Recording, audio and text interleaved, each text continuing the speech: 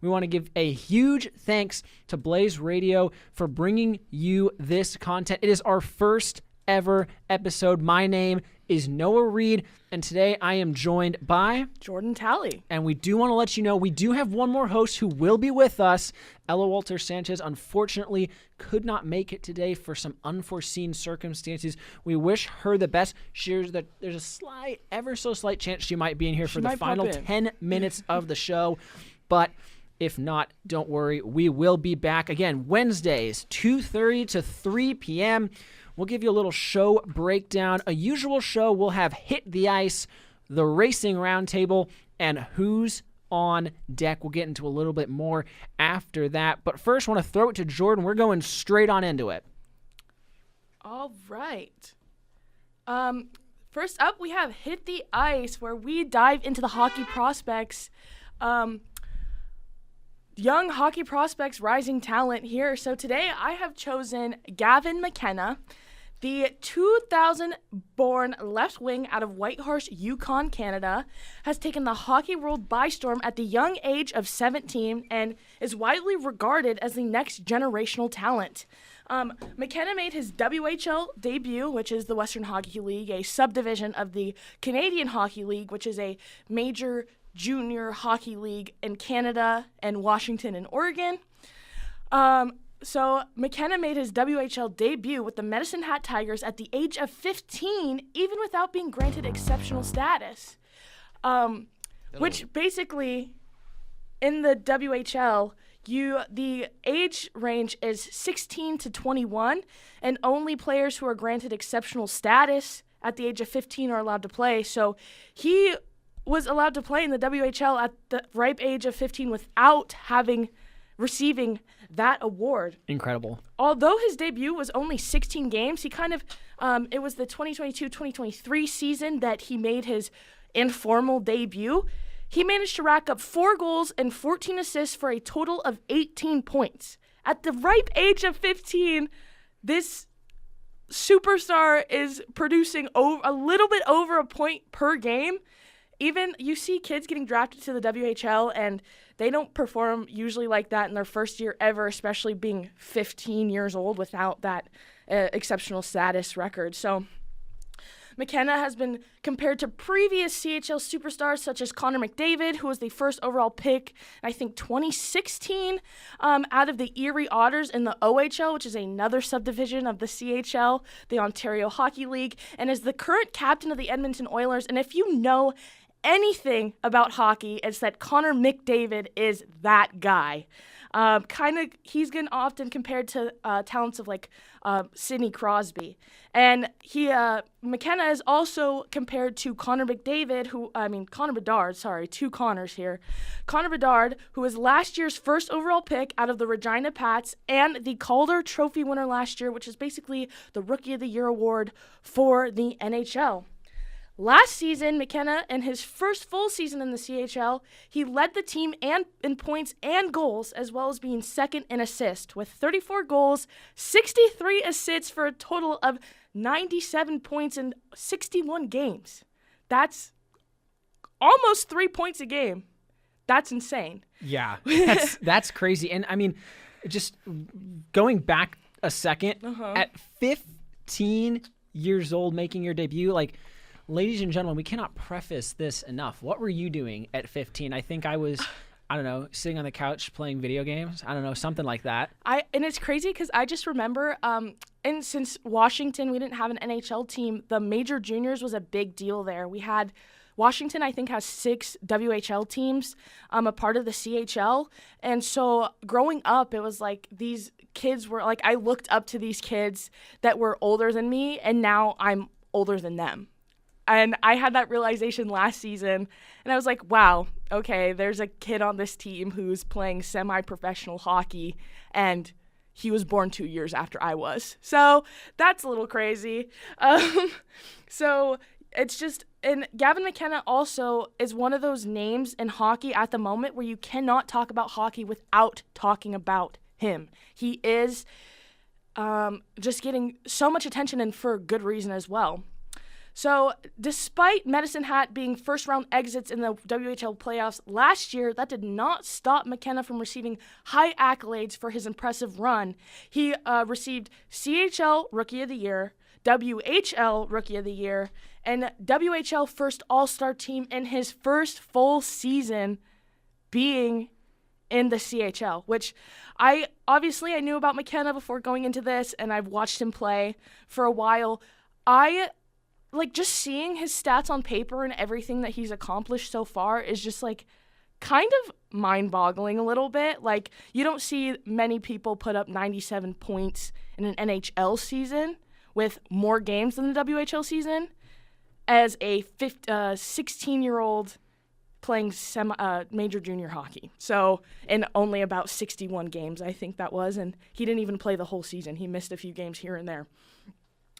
As well as his exceptional performance with the Tigers, he competed in international tournaments in the Hlinka Gretzky Cup and the U18 division of the World Junior Championship, representing Team Canada.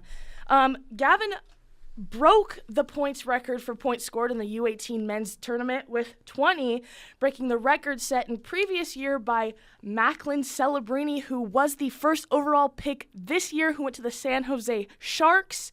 And in both tournaments, he took home the gold medal, being in the World Junior Champions and the Hlinka Gretzky Cup, which are two major hockey tournaments for especially CHL guys, but just major junior hockey players in general.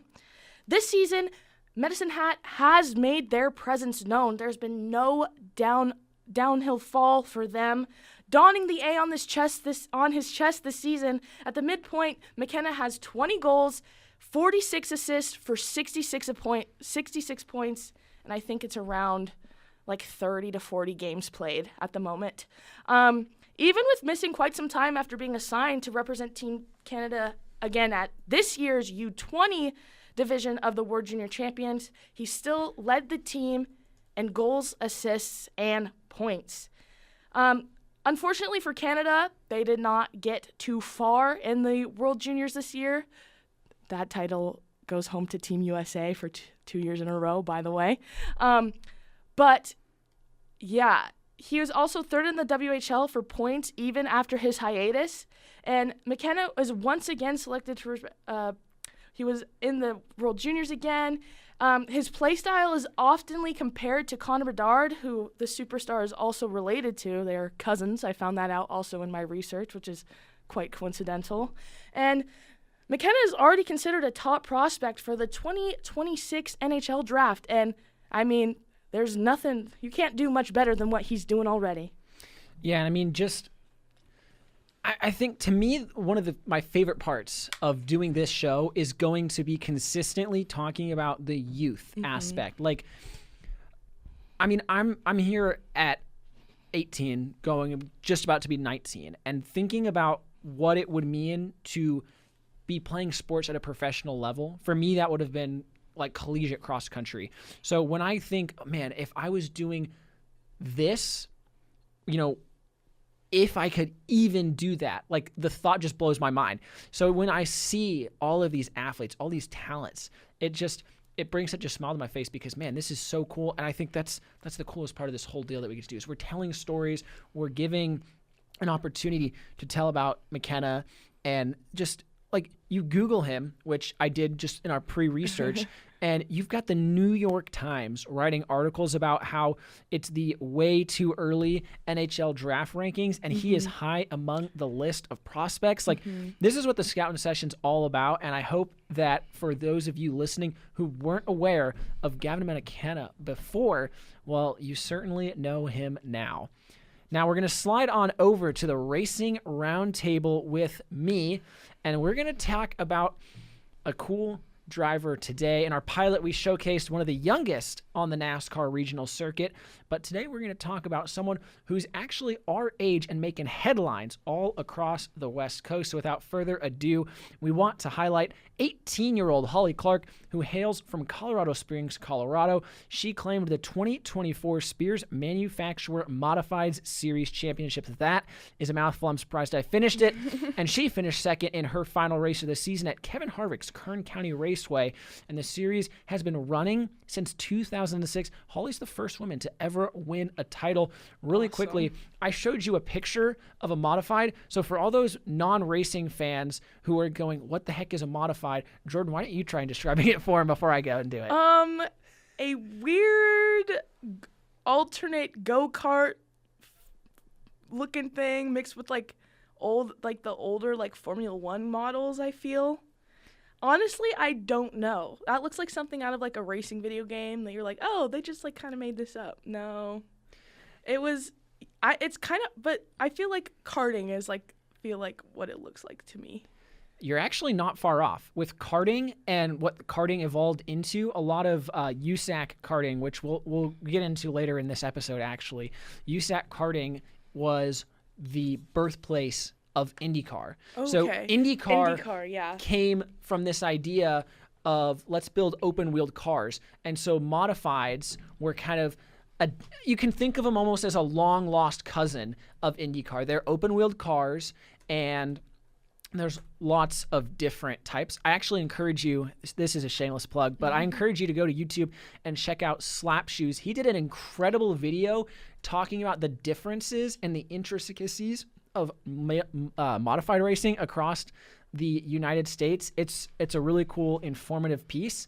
But back to our star, it's all about Holly. She finished top 5 in all 6 of the series races with 4 podium finishes, but an impressive 5th place finish, which you're thinking, wait, why was the 5th place finish impressive? Well, that was first of all, that was at our home track in Colorado National Speedway, and it was the AAA Service 75, where she earned a top 5 in a field of 22 of the toughest modified drivers who flocked out to Colorado National Speedway.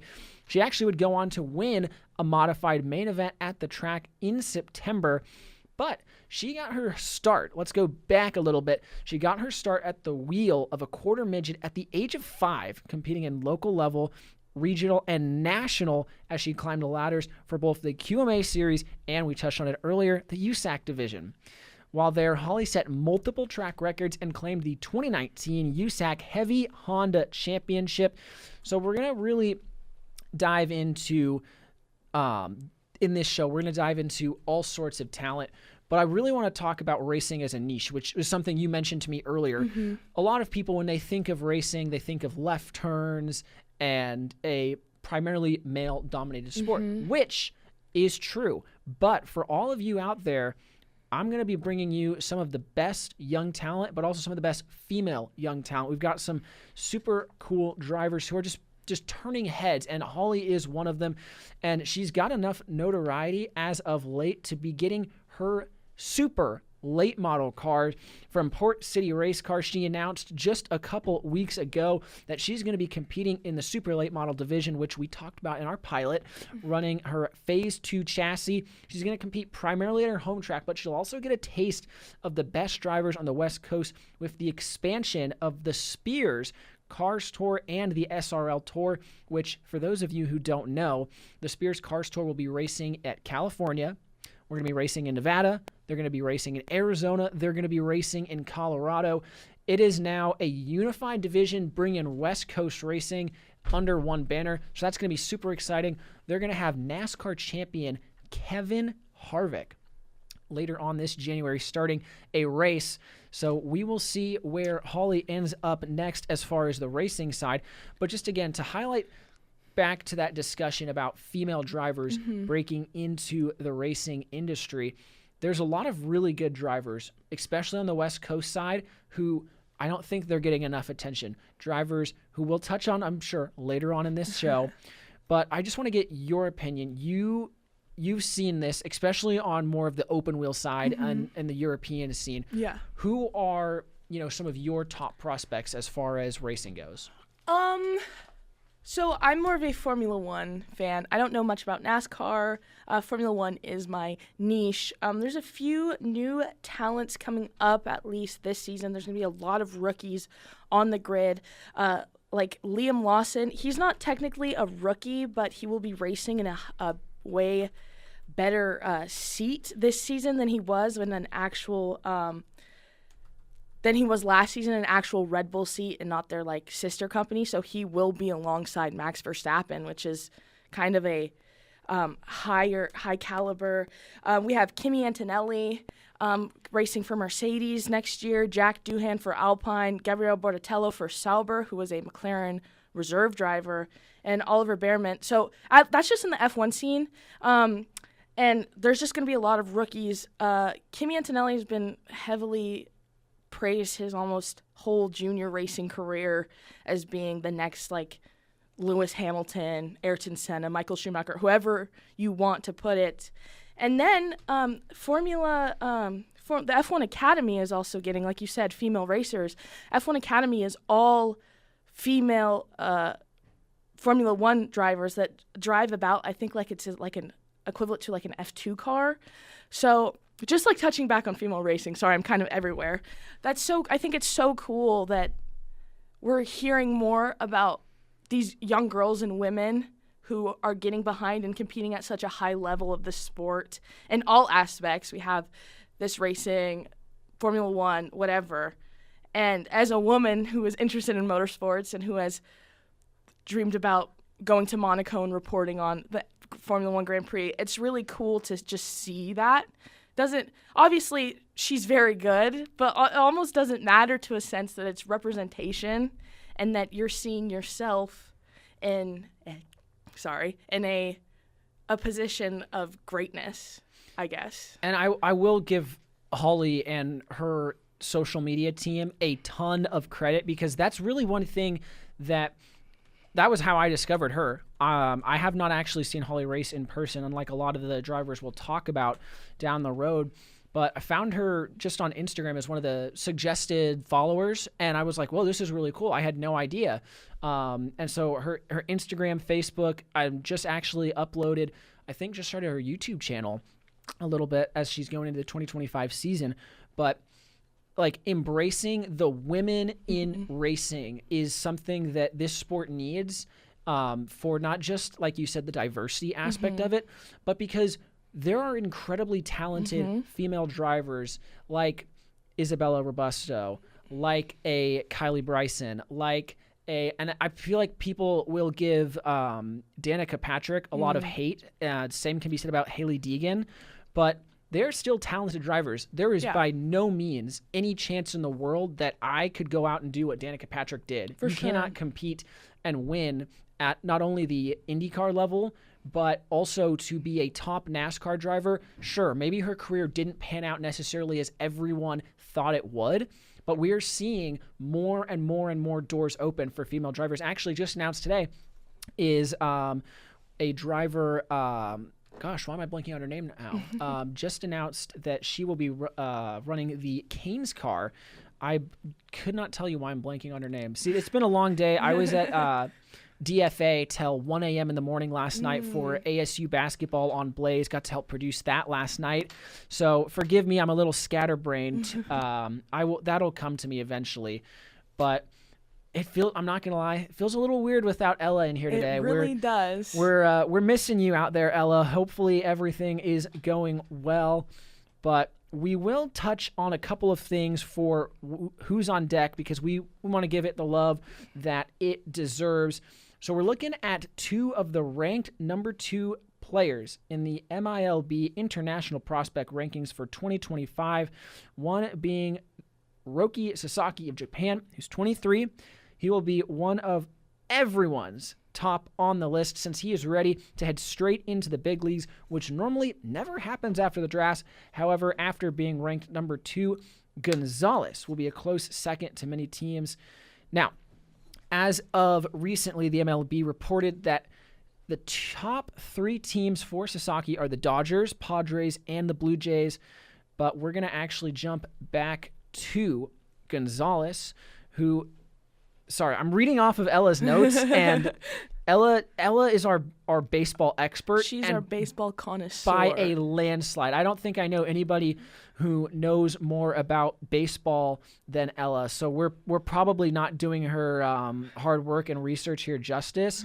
But it's Jazar De Jesus Gonzalez, 17-year-old shortstop from San Cristobal, Dominican Republic. 5'10", 170 pounds, and a switch hitter who throws right-handed, which actually we had an interesting discussion about right and left-handed pitchers. I did not know this.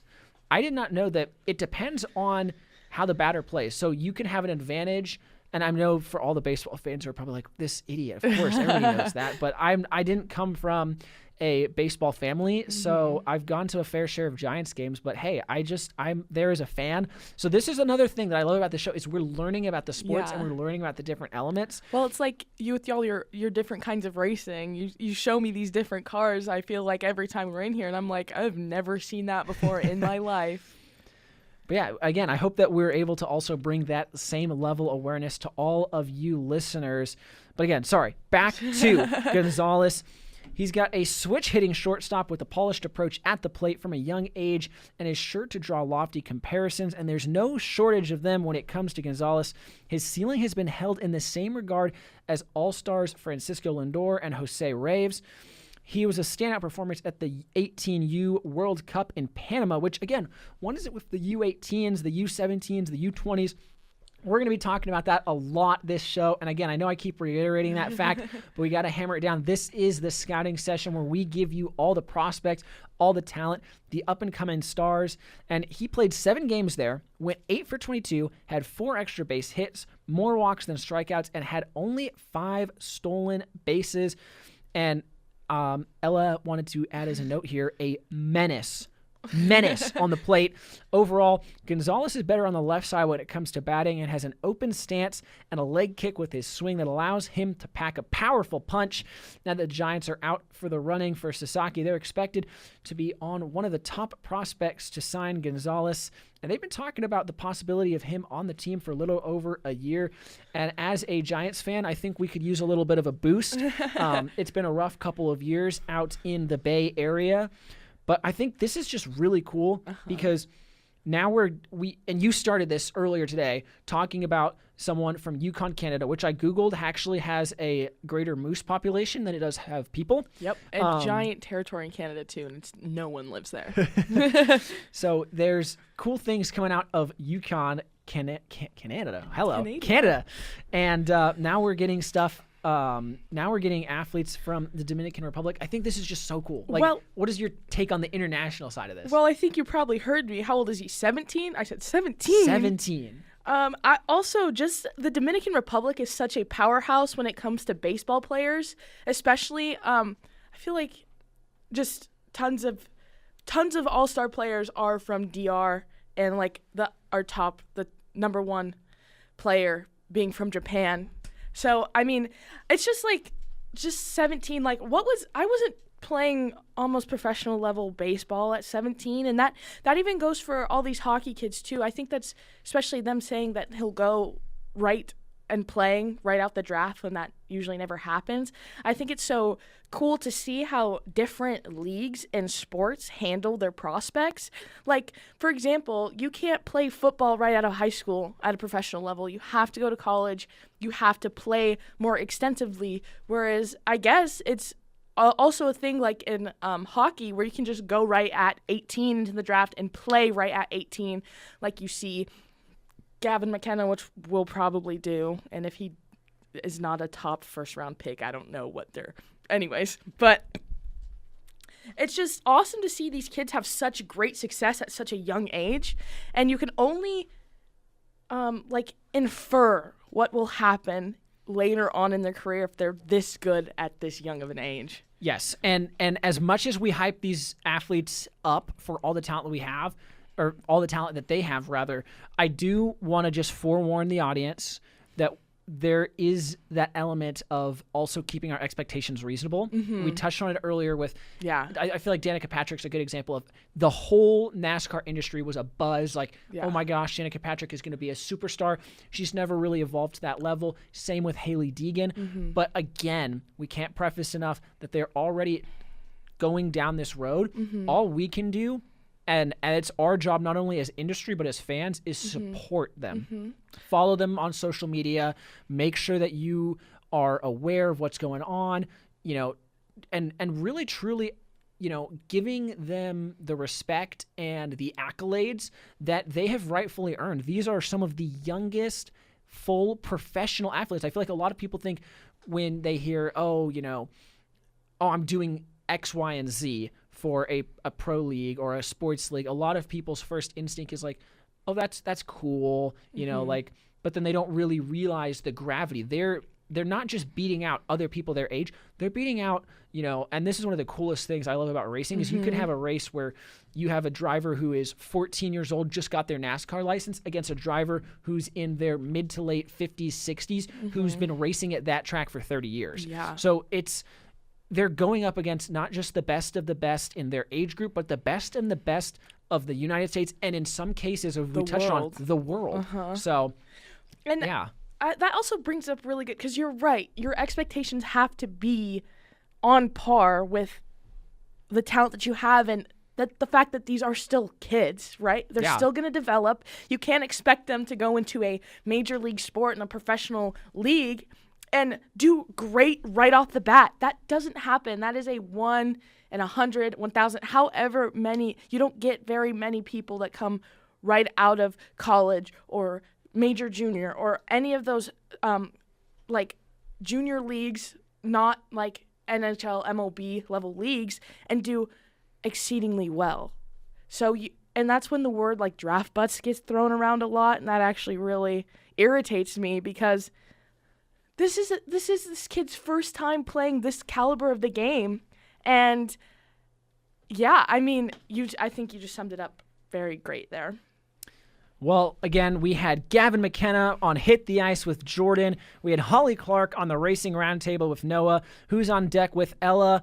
Again, excited to have her back next week, Wednesday at 2:30 to 3 with Josar de Jesus Gonzalez. That's going to do it for episode number 1 of the Scoutin Session. My name is Noah Reed, joined by Jordan Talley. Thank you guys so much for listening. We will see you next time.